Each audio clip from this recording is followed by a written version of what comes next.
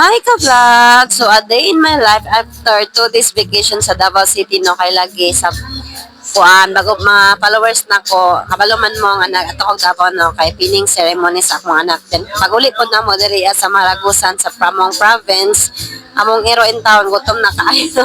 Amo din nga gipakaon, no. So, fast forward na ta, no, pagkaugma, naninda din ta, wala tay sayangon nga oras, kay basta tindera ta, inanay kita, no, tay buhaton.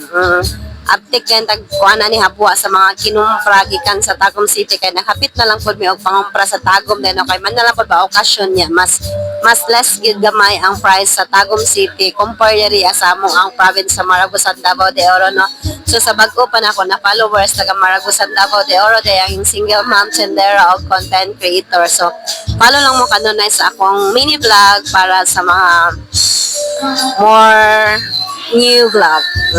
So mo to ako na lang gipanghapuan niya mo ang kinumpra lagi gikan sa Tagum City, no, kay dili ko kalihok kaayo diri og napa niya among kinumpra kay perting guota niya mo ang space diri.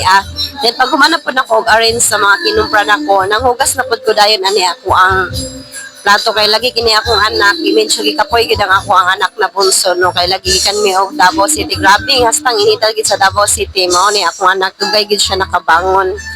So, for dago kita permi basta mga buluhaton, no. Basta tindera ta di gid mabutang kuan ni continuous ni ato ang pag voice over no, aday nagpalit sa mouth to padayon ta. Nanghugas na dayon ko og plato, kay lagi akong anak dili man makahugas, so ako na lang pud nanghugas dayon ani, no, kay gamay ra man pud amo ang buluhaton, no. So daghan jud kay mig mga buluhaton, kay ambot na lang ni amo ang kuan. Dugay mi makahugas kay lagi wala pa mi tubig po diri, ano. So magtanaw ra po ko sa atbang dili kay sila busy, so mao pod ang ako ang time nga manghugas. So after pod na ko nag-arrange sa kinumpra ng hugas og plato, kini na yung ripakuno ng ako ang giatubang, no, kay for today duha ka sa ako ang giripak, kay kaning napoy nagpalit og 20 pieces nga niripak na daano, kay lapod nga ibaligya. So sa nangutan akong pila ang ako ang kuan baligyan ni akong uling, 25 pesos ang akong baligyan ni akong uling niya, katong naisuki na ako nagakuha 20 pesos lang akong gihatag, kay baligya ko nila 25, may na lang daw na 5 pesos. So kamo diha mga katender, tagpila man inyong baligyaning uling na bagol.